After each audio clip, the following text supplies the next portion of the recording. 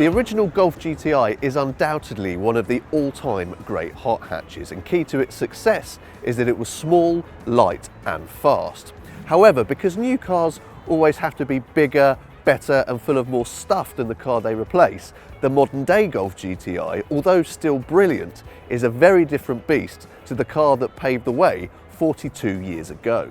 Thankfully, the spirit of the original hasn't been lost forever thanks to this, the new Up GTI. Based on the Up City car, it's roughly the same size as the 1976 Golf, has roughly the same power, and it's much closer in weight than the modern day Golf at a shade over a tonne. It also has very similar performance figures to the original GTI, with a 0 to 62 time of around 8.8 seconds and a top speed of 122. The question is though, can the Up GTI really capture the true essence of a hot hatch icon? We've come to Monaco to find out. Well, it certainly feels very GTI in here, thanks largely to these tartan trimmed seats, but also thanks to this stitched leather steering wheel, lashings of metallic trim and a whole bunch of GTI badges. Other than that, it's pretty much standard up in here, so you've got ample space for four, a decent boot, posh feeling materials and exceptional build quality. The one slightly black mark is the infotainment system, which is run through a smartphone app rather than a built-in touchscreen, and it is pretty tricky to find your way around.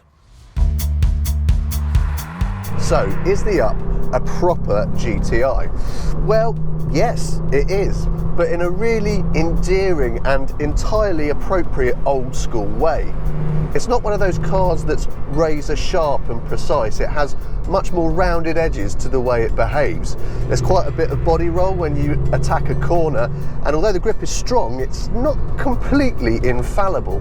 What it does have though is a really pointy, darty feel, which is partly thanks to the steering, which is really quick and also really nicely weighted and gives you a whole bunch of feedback. And it's partly due to the revisions made by the suspension that has given the car much better balance than the standard Up. The other good thing is that those revisions haven't scuppered the ride. The suspension is lower and a little bit stiffer, but it doesn't really feel it, so like every other Up, the GTR is actually a really comfortable little car.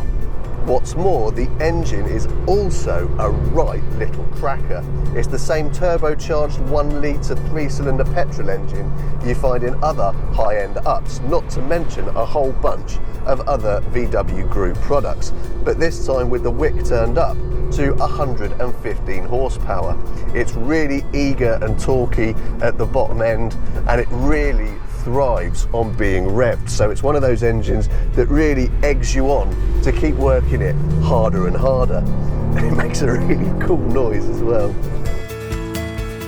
So the Up GTI isn't exactly the ultimate hot hatch weapon, but it is one of those cars that you will absolutely love behaving badly in. Rev the unmentionables off it, throw it into corners, and believe me, you will not stop smiling. If you're after a laugh and you've got a very modest 14 grand to spend, we can't think of a better place to put your money.